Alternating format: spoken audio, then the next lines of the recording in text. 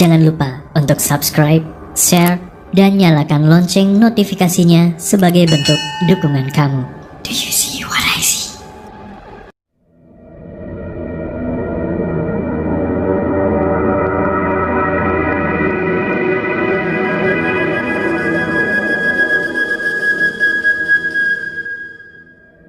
Halo warga Sukawedi, perkenalkan nama saya Wahyu.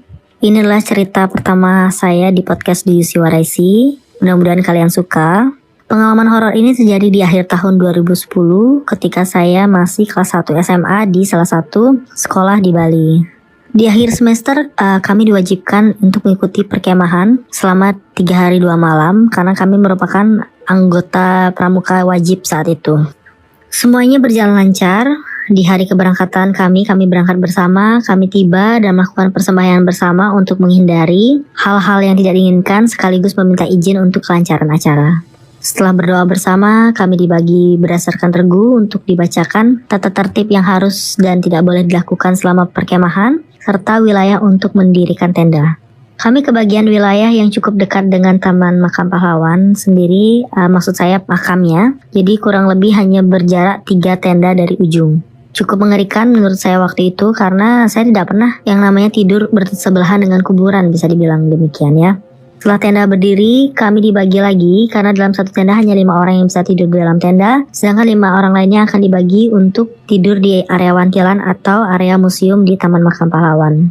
Waktu itu saya kebagian di museum, di mana museum ini berbentuk persegi dan jadi ada sekitar saya kurang lebih berapa, tapi ada beberapa siswa yang harus tidur di areal museum itu. Kami tidur mengelilingi itu, kami letakkan tas kami di sana. Museumnya lumayan mengerikan karena di dalam museum, meskipun temboknya cukup tinggi, tapi kami bisa dengan jelas melihat area dalam yang hanya dibatasi dengan jendela tanpa korden waktu itu. Di dalamnya ada senapan perang, ada berbagai senjata, ada tombak, ada juga baju-baju perang, baju para korban dan pahlawan yang lengkap dengan bercak darahnya. Menurut saya itu mengerikan. Tidak mau berpikiran negatif tentang itu, kami lanjutkan dengan acara masak-memasak, di mana sebagian dari kami diminta untuk melakukan persiapan malam bakat dan apresiasi serta penyambutan pembukaan acara ya, begitu. Setelah acara masak-memasak dan persiapan dilakukan, kami semua mandi di air pancoran yang tidak jauh dari Taman Makam Pahlawan, hanya berjarak beberapa ratus meter dengan berjalan kaki. Setelah selesai, kami makan bersama dan dilanjutkan dengan acara malam bakat dan pembukaan. Semua berjalan lancar, tidak ada hal-hal signifikan yang terjadi.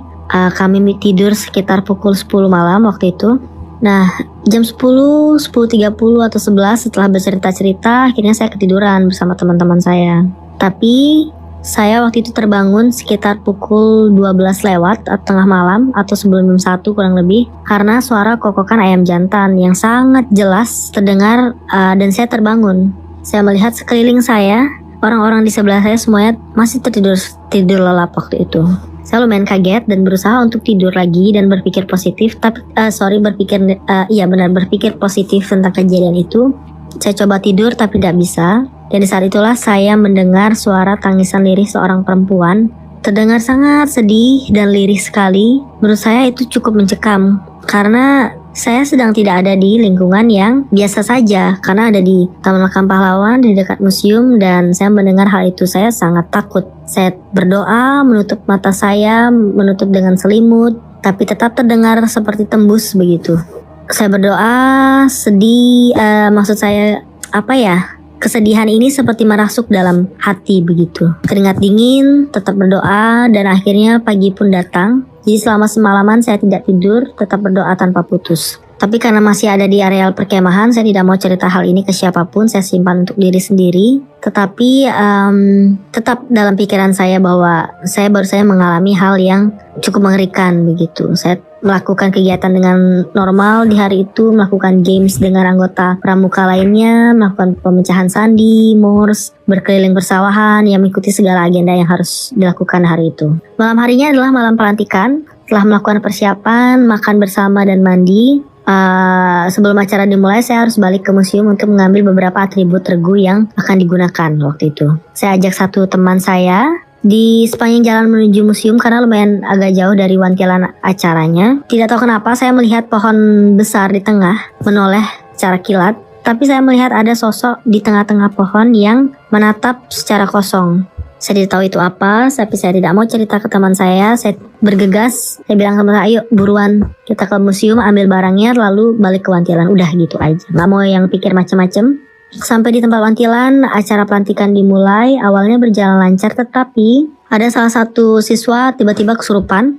Dan kesurupan itu menular ke siswa lainnya. Kebanyakan waktu itu perempuan. Ada beberapa yang kesurupan. Ada yang nangis juga karena takut ya di tengah situasi seperti itu. Di tengah Taman Makam Pahlawan, malam hari juga. Jadi banyak yang takut dan membuat semakin riuh waktu itu acaranya. Semakin tidak terkontrol.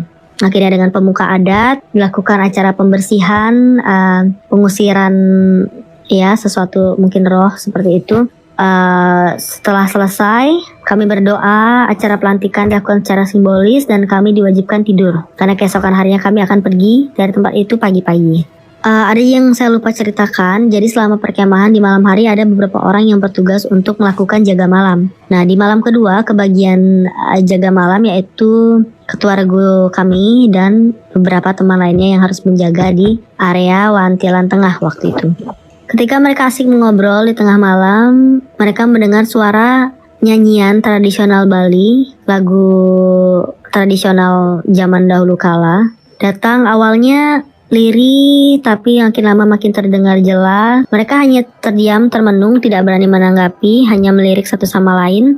Akhirnya suara wanita itu makin jelas, dan akhirnya mereka dapat merasakan ada sosok yang duduk di sebelah mereka. Sembari menyanyikan lagu hingga selesai, akhirnya si sosok ini mulai bercerita dengan bahasa Bali halus, bahasa Bali yang digunakan untuk kalangan kasta atas atau yang biasa digunakan untuk orang-orang ketika berbicara dengan sopan ke orang yang lebih tua begitu.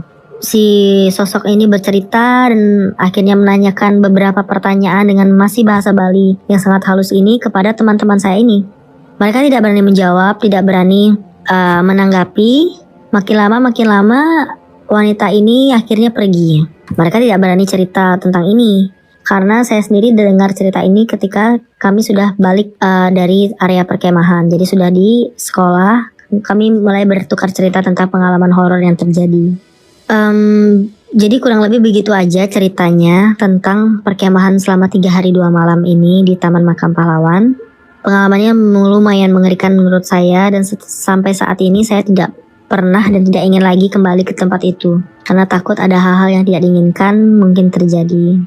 Terima kasih bagi pendengar di UC Waraisi. Itu aja cerita dari saya saat ini. Kalau kalian suka, nanti di kesempatan lainnya saya akan ceritakan pengalaman-pengalaman horor saya lainnya. Terima kasih dan selamat beraktivitas.